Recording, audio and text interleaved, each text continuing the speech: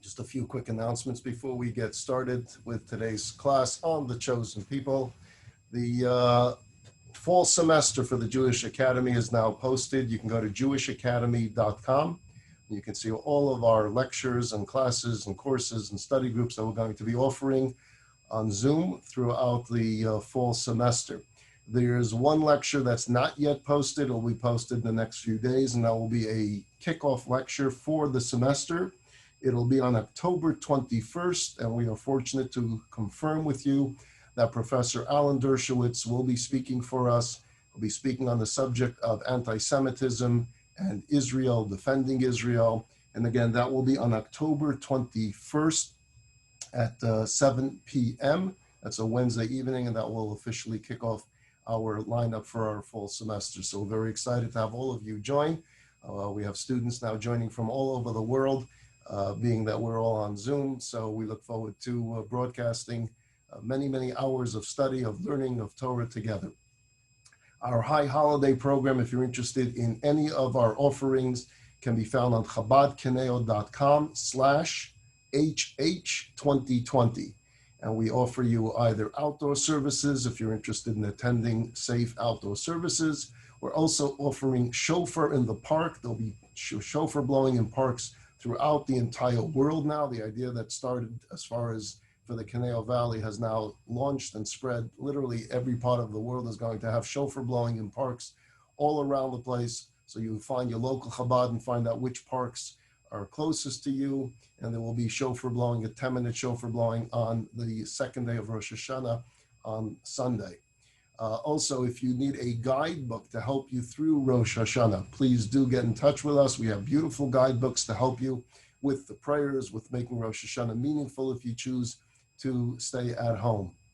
The sermons for Rosh Hashanah, the Rosh Hashanah sermon and the Yom Kippur sermon, will both be offered on Zoom, and that will be on the Thursday nights before the holidays. So for Rosh Hashanah, that's going to be on September 17th, and for Yom Kippur on September 24th. Both Thursday evenings, I'll be delivering the sermons at 7 p.m. Pacific time. One more scheduling note, you'll get an email about this. We have just booked for September 14th in the evening, Monday evening, we're going to have a program called The Songs and Stories of the High Holidays, with singer Ellie Marcus. Will be bringing you some of the beautiful melodies of the high holidays, and that will be on the Monday evening before Rosh Hashanah. So there's lots coming your way right now. Let's get right to the book of Deuteronomy. We are studying Moses, his final speech to the Jewish people as he is recounting for them what took place between him and God during that period of time of the sin of the golden calf.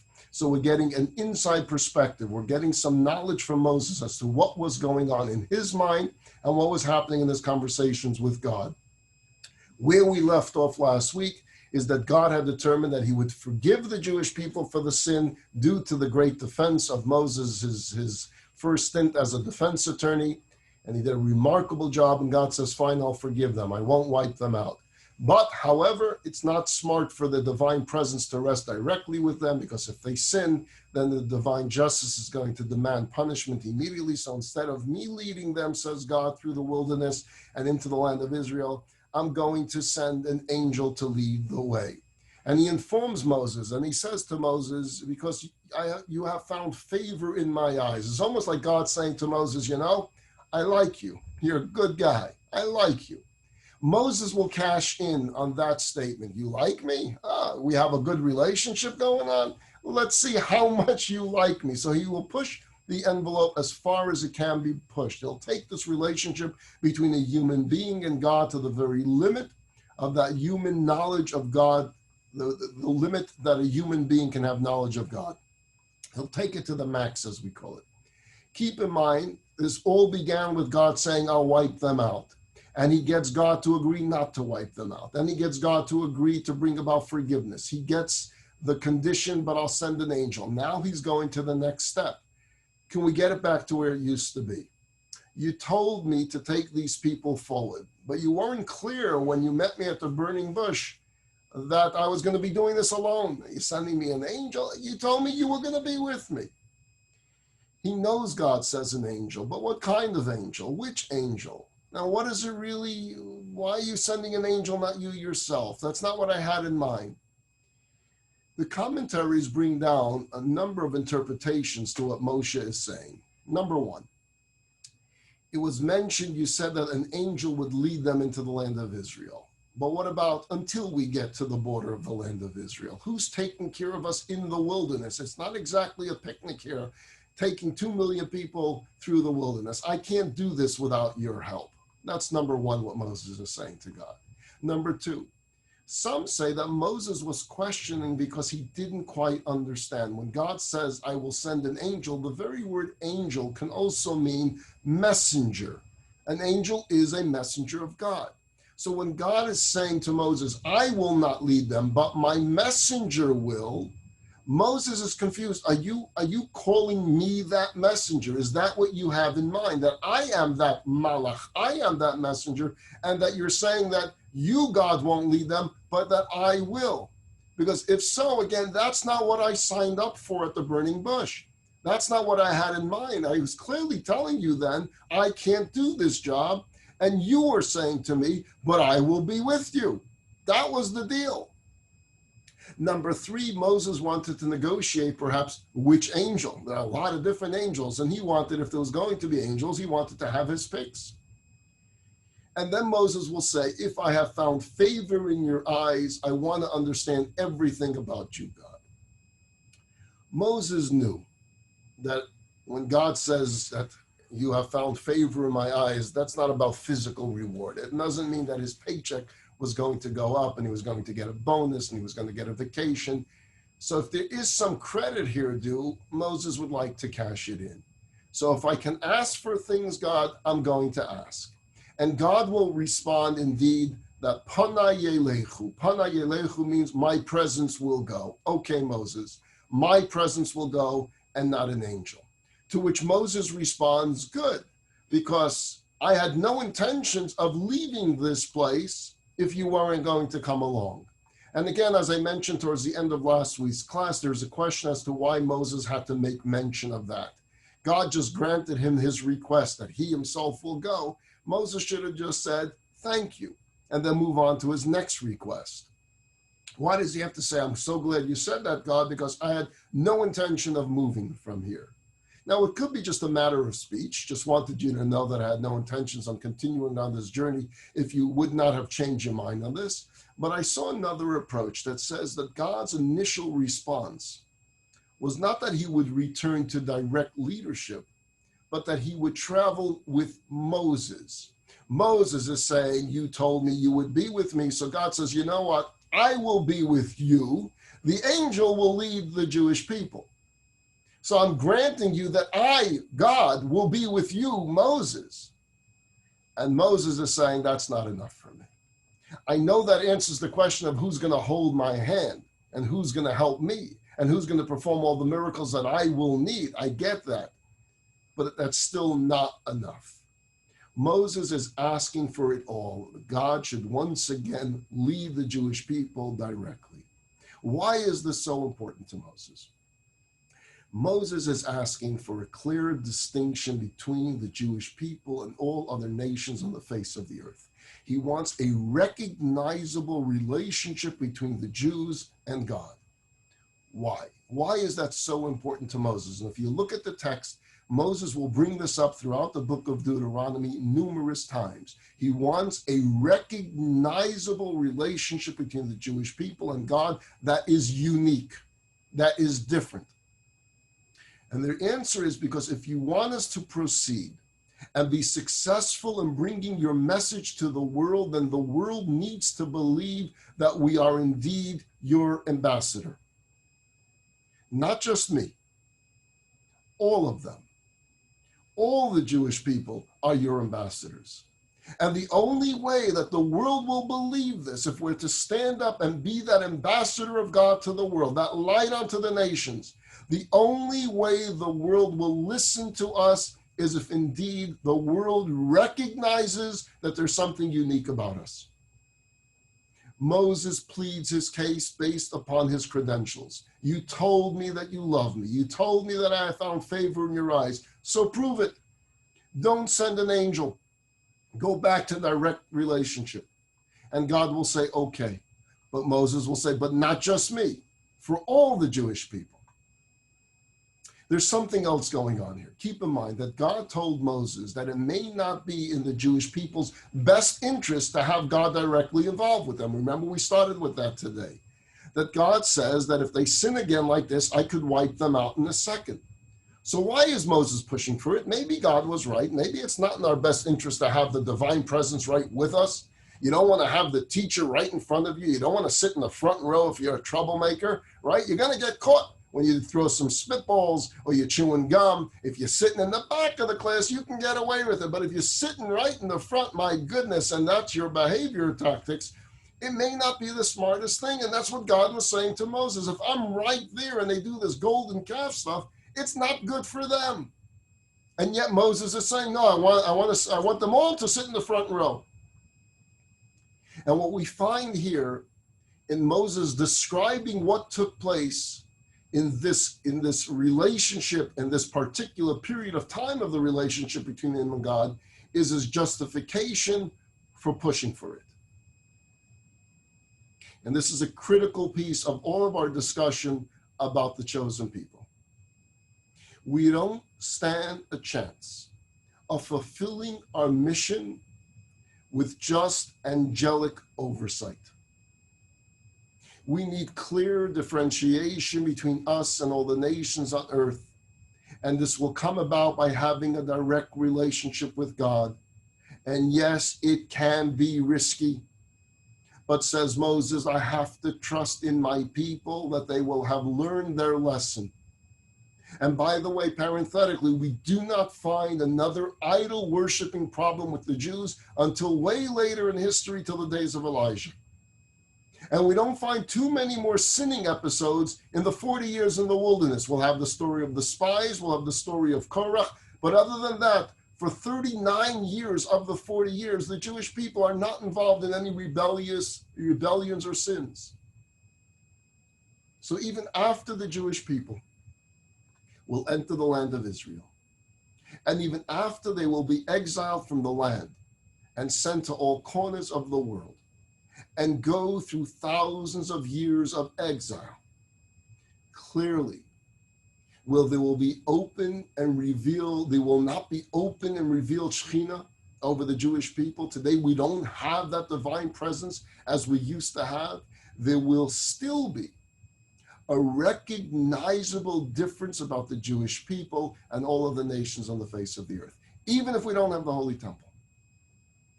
The more one will look, the more one will study the history of the Jewish people, the more one must come to a conclusion that there is this unique relationship between God and the Jewish people, that there's a unique protection over the Jewish people, different than all other nations.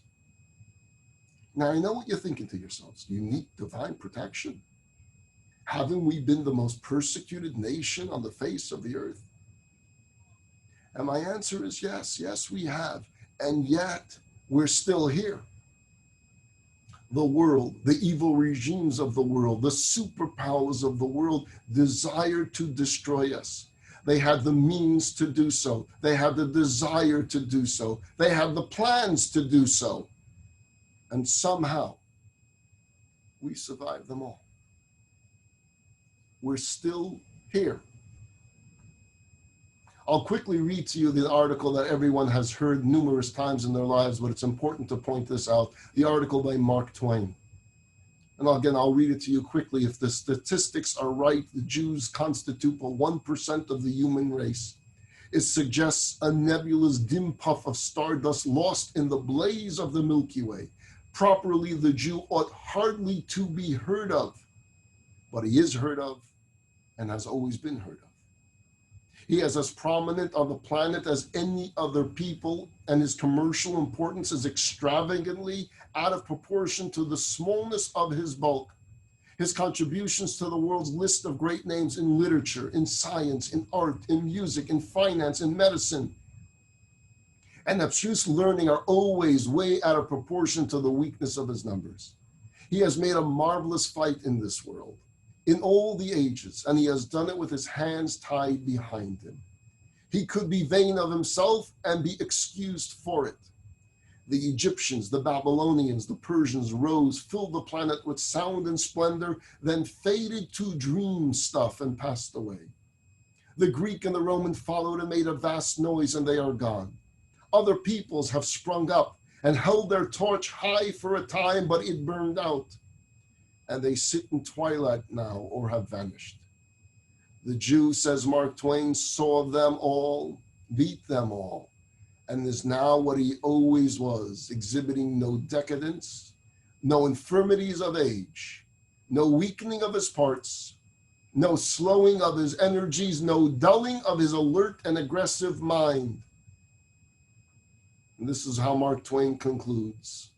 All things are mortal, but the Jew. All other forces pass, but he remains.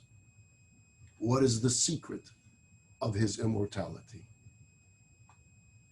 Moses would be very happy with that article, because that's exactly what Moses was asking for. Moses was saying the world needs to recognize that there is something different. And yes, we're going to struggle. And yes, we're going to suffer. And yes, we're going to go through persecutions. And yet we will survive. And the world will take note of our survival, of our miraculous survival. And thus, when we speak, they will listen.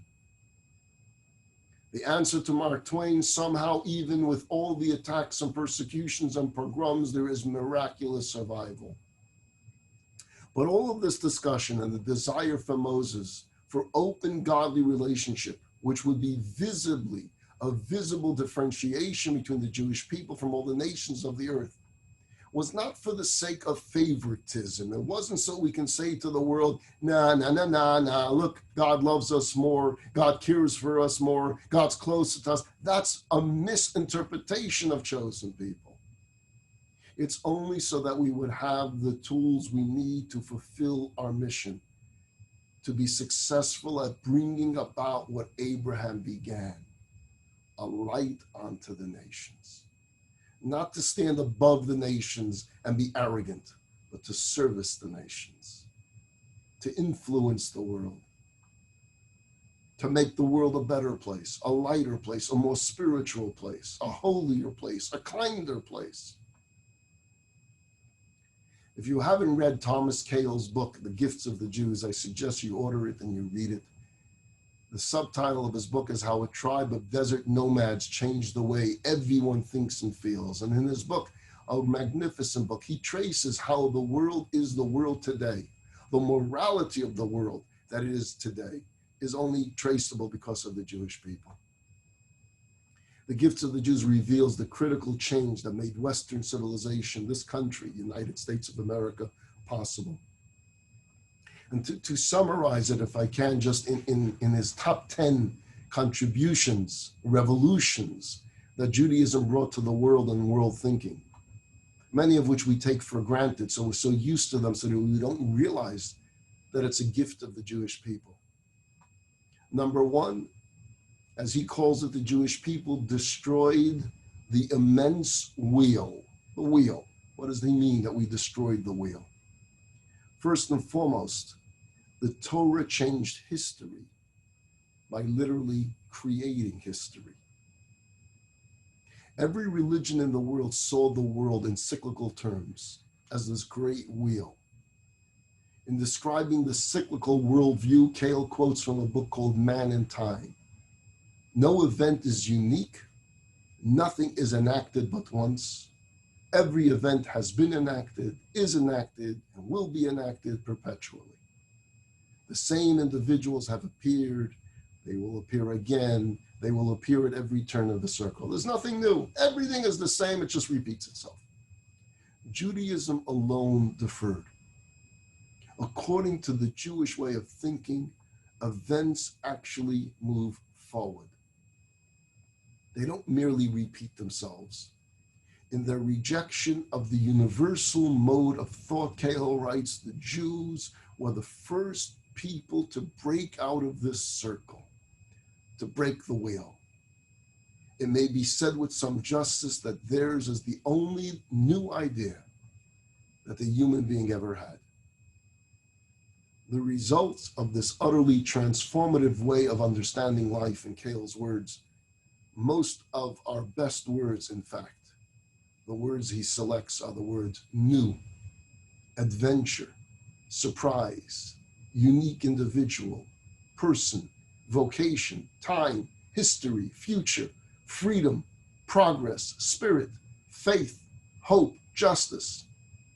They're all gifts of the Jews. The Jews gave all of that to humanity. And I think Hale is right to emphasize the Jewish contribution. If all is a circle, nothing we do matters. None of us matter. Life doesn't matter because it's all going to happen again. What we do doesn't matter. For our actions to matter, they have to be able to influence the future. But the future can't be influenced if everything happens over and over. If, on the other hand, the Jewish view is adopted, everything matters. Every act I engage in matters, and therefore I matter.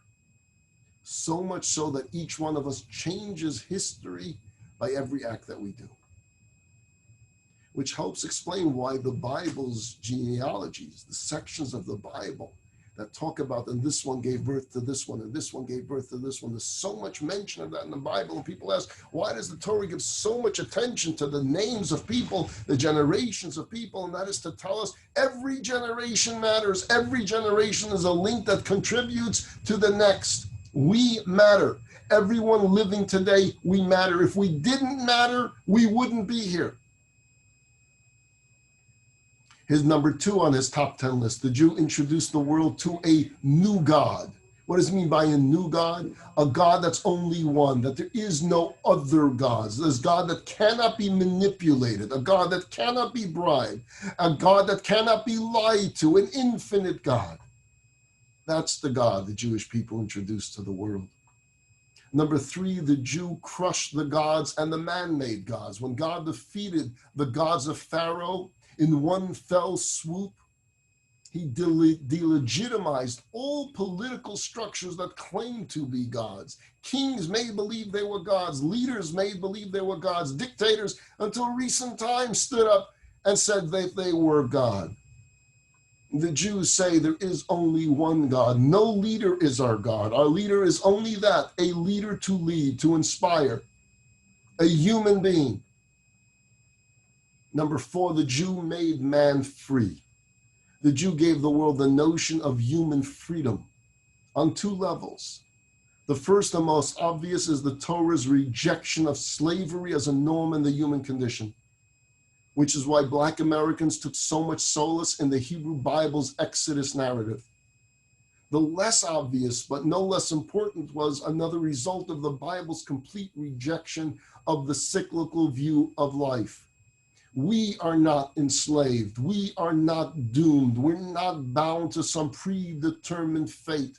We are free to choose, free to create our destiny. That liberation of just that you're stuck in a wheel is the great freedom that the Torah gave us. Number 5, the Jews gave the world God-based morality, and that was through the 10 Commandments. For the first time, human beings were offered a code without justification, simply because God said, this is what morality is. This is what holiness is. And now we have a morality that we can rely on. Not a morality that will change every day with someone new coming along and saying, this is now moral, this is now immoral. But a God-based morality that stands the test of time. Number 6 is the Jews taught the world rest. It gave the world this idea, this concept of a day of rest. No ancient society before the Jewish people had a day off. It was 7 days. Every single day was work. As anyone who observed the Shabbat can attest to its life-changing effects. Kale correctly notes that those who live without such a system are emptier and less resourceful. To stop a moment, it's not all about work. It's about sometimes enjoying life itself, family itself, community itself, nature itself. Number 7, the Jews gave the world the value of education. Israel was the first human society to so value education and the first to envision it as a universal pursuit. Number 8, the Jewish people gave the downtrodden a voice. The Bible, the Torah, talks about taking care of the poor, caring for the poor, supplying food for the poor. That justice has to be for the poor and the rich exactly the same. Number 9, the Jews made modern science possible. The Torah's and Judaism's credo, which ends with the words "God is one," led to the possibility of modern science. For life is not a series of discrete experiences influenced by diverse forces. We don't live in a fragmented universe controlled by fickle and warring gods, as was the initial thought of man. The world is a perfect world, and science can now look into this world of perfection and try to understand the ways and the means of God's creation. And number 10, the Jew gave the world spirituality. We invented the concept of the spiritual because God gave it to us to bring to the world. There's a quote that I've read: "We can hardly get up in the morning or cross the street without being Jewish." This was said to the non-Jewish world. We dream Jewish dreams and we hope Jewish hopes because everything that we do good, came from the teachings that the Jewish people introduced to us, that God gave to them to be a light unto the nations and the priests to the world.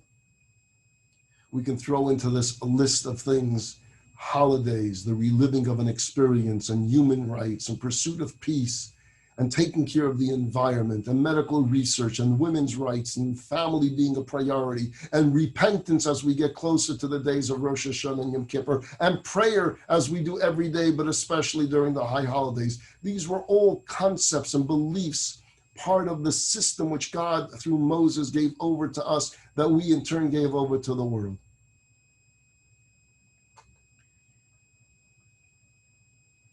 People get very uncomfortable when we keep talking the terms "the chosen people." But as I've been explaining now for quite some time, for many months, the misconception only comes about by a lack of a completion of the sentence. Chosen to, now finish the sentence. Not chosen for the sake of chosenness, not chosen for the sake of arrogance, not chosen for the sake of "I'm better than you." Chosen to accomplish something. Chosen to fulfill a mission. Chosen to make the world a better place. You can't study the Torah and come away with any other conclusion other than we are a chosen people and we have a mission. And that mission is to continue the work of Abraham. Today in America, the non-Jewish world, the Christian world, has no problem with this concept. They read the Bible and they know what it says. They have no problem with us being different. America today embraces diversity. They respect the Jew if they're different. You don't have the pressures you may have had once that you have to fit into the melting pot. That's not our struggle today. That's not our challenge today. You could be an observant Jew, a religious Jew, a practicing Jew, and be in any field, in any industry in this entire country and in most of the world today. You can very easily keep your Jewish identity and be respected and admired by the non-Jewish world. The struggle with the words "the chosen people" comes from within. We struggle with the words. The non-Jewish world doesn't struggle with it. They know it. They have seen it. They've seen what Mark Twain has seen. They have seen what Thomas Cale has seen. They've seen what Paul Johnson has seen. They understand that. We need to get over the struggle we have with it. And the way we do is by understanding it better, understanding what it means to be a chosen people. In the email I sent out about today's class, I said that I'm going to tell you a story about President Truman and the Jewish people. So here it is. Rabbi Shlomo Lawrence was a prominent activist on behalf of religious issues in Israel. He was a member of the Knesset for 33 years, after which he served as chairman of the advisory committee of the Bank of Israel. His signature appeared on all Israeli currency until the early 2000s. He passed away in the year 2009. And he once gave this fascinating account of a meeting he had with President Harry Truman after the president was retired already and he was living in Kansas City, Missouri. President Truman, as we know, was the prime motivator in influencing the nations of the world to recognize the Jewish state of Israel in 1948.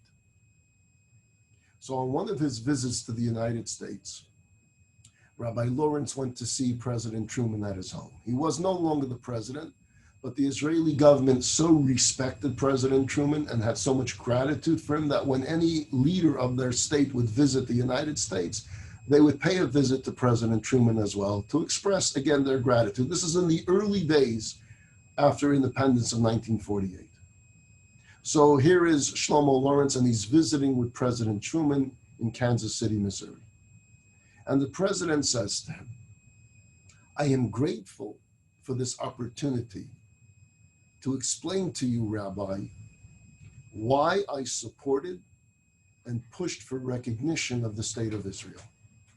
After all, my decision in favor of 650,000 Jews wanting a state of their own, while surrounded by tens of millions of Arabs who were dead set against the Jewish state's emergence, ran counter to America's political interests. Yeah, clearly, you have millions and millions of people thinking one way and just a few 100,000 another way. You would think that the president would go after the majority. In fact, opposition in America to this policy was so fierce that one of the newspapers in my own city ran a headline, and the headline said, Truman the traitor, because of my position on Israel, because I supported Israel. They called me a traitor, not just in my own country, in my own state, in my own city. Headline, Truman the traitor. For those of you that know your history, you know that Truman's own Secretary of State and State Department openly and publicly denounced their own president for his support of Israel. Imagine that. The State Department of that same administration came out publicly against recognizing Israel. So why did I do it? I'll tell you. As a child, Truman continued, I grew up as the neighbor of several Jewish families. I grew up in a Jewish block, and I really respected them. On Shabbos, I was known as the Shabbos guy. I was the kid that they turned to. They needed a light on, they needed a light off. I was the one that they did their hinting. It's too light in here. I knew what that meant. It's too dark in here. I knew what that meant. It's too hot. It's too cold. I knew all the hints, and I knew what I was supposed to do. In return, they would give me challah. They would pay me in challah. And boy, did I love challah. I would do anything to get some of that challah. I was the Shabbos goy as the kid growing up on my block. My father, he said, was a very religious man. And he had a custom to read the Bible every Sunday. And he would want me to sit with him as he read from the Bible every Sunday. And when we read about Cyrus, king of Persia, who granted the Jews permission to return to the land of Judea and rebuild the temple, I thought to myself as a youngster, one day, I'm going to be president of the United States. The dream of every American boy, and now you would say every American boy and girl. And I will do what Cyrus did. I will let the Jews go back home.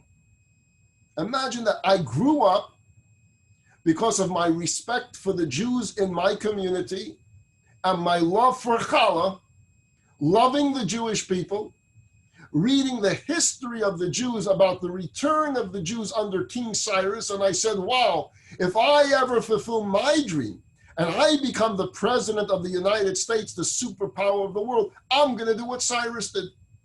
I'm going to find a way for the Jews to go back to their homeland. Go figure. That my dream of one day becoming president would actually become a reality. And so when Chaim Weizmann, who later became president of Israel, visited me, and he brought me a Torah scroll as a gift and asked me to instruct the American ambassador to the United Nations to support the establishment of the State of Israel, I remembered my childhood dreams, the dream that came from this Bible. Now, obviously, Truman says, a sentimental feeling like that on its own would not have outweighed my responsibility to the interests of the United States. Dream or no dream, as president, the interests of my own country must come first. So even though I had this dream all my life of being involved in the return of the Jewish people to their homeland, still now I was the president, not just a dream, not just a fantasy, and I am elected to do what's in the best interest of my country. Why then did I do it if everyone told me that it was wrong? And this is what Truman explained. He went on to speak about the terrible dangers facing the world due to the atomic bomb. As the only world leader to ever authorize the dropping of such a bomb in another country, he took the horror of it very personally. Listen to the words of a former American president back in the 1950s. Listen to what he says. The ominous threat of atomic warfare will continue to threaten the world with destruction. It will threaten the world's inhabitants with a fate worse than simple death. And I believe, says Truman, that just as you Jews saved humanity, a species that can often be barbarous, 3,000 years ago, when you introduced the Torah and its concepts to the world, I believe that the Jewish people will manage to enlighten and heal the cruel hearts of our age and rescue the world from destruction. That's why the American president felt that there had to be a Jewish state, not just for the sake of the Jews, but for the sake of America, for the sake of humanity, for the sake of the world. When Rabbi Lawrence returned home to Israel, he relayed President Truman's words on the floor of the Knesset so that the country's chosen leaders might know what the world expects from the Jewish people. They need us to be a light unto the nations. They want us to be a light unto the nations. It's remarkable. It's remarkable how Israel has indeed played such a central and important role in world affairs. Given its tiny land area and its population, Israel should be nothing more than a blip on the world's radar. Yet it dominates attention everywhere. Sometimes positive, sometimes we don't get such good press. Either way, its impact is completely disproportionate to its size. And you look at every arena of achievement, from technology to the military, to agriculture, to medicine, this tiny little country is at the forefront, improving the lot of humanity. Remarkable, remarkable, but not so surprising. Because that's the way it's always been. We've always been a tiny people. As the Torah says, not because you are the biggest of nations that God chooses you, but because you are the smallest of nations. Because we are the smallest. Exactly, because we are the smallest. Atem Edai, you are my living testimony, says God. The very fact that the Jewish people exist as a nation to this day is living proof of God's existence. According to the natural law of history, the Jews should have disappeared a long time ago through the persecutions, through the assimilation. For such a tiny nation to not only survive against all odds, but to thrive as we are and have such far-reaching impact is nothing short of miraculous, is living proof of God's existence.